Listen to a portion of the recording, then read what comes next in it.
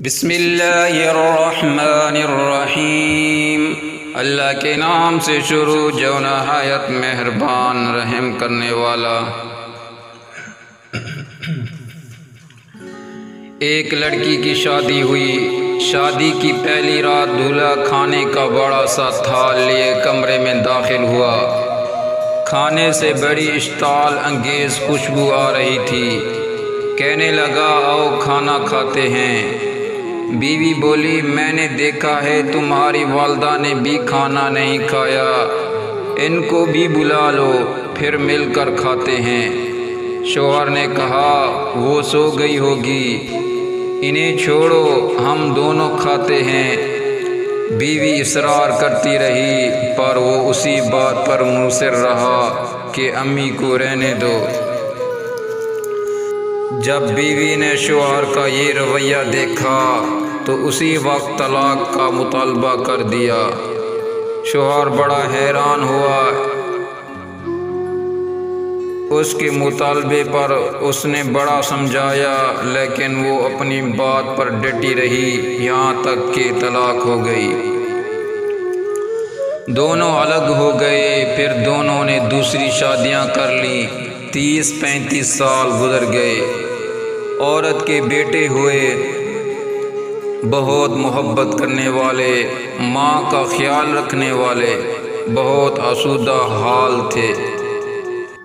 اس نے ارادہ کیا کہ حج کرنا چاہیے۔ سفر کے دوران اس کے بیٹے اس سے کسی ملکہ کی طرح پیش آ رہے تھے، پاؤں زمین پر لگنے نہ دیتے تھے۔ صحرائی سفر تھا۔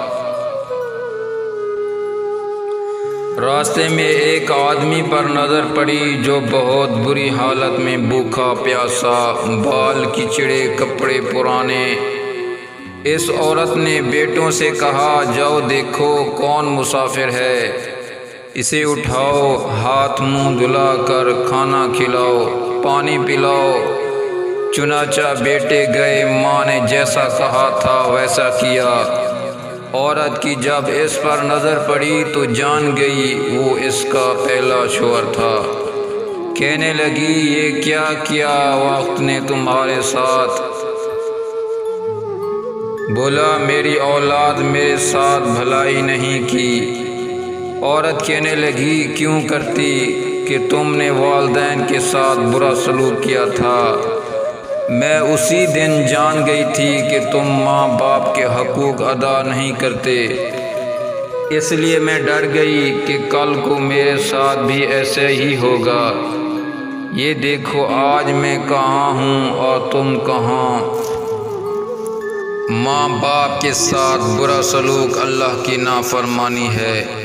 اگر اپنا بڑھاپا ہم شاندار گزارنا چاہتے ہیں تو والدین کے ساتھ شاندار سلوک کیجیے، کیونکہ یہ ایسا عمل ہے کہ جس کا بدلہ دنیا میں ہی دے دیا جاتا ہے، خواہ اچھا ہو یا برا۔ برائے مہربانی اپنے والدین کی خدمت کریں۔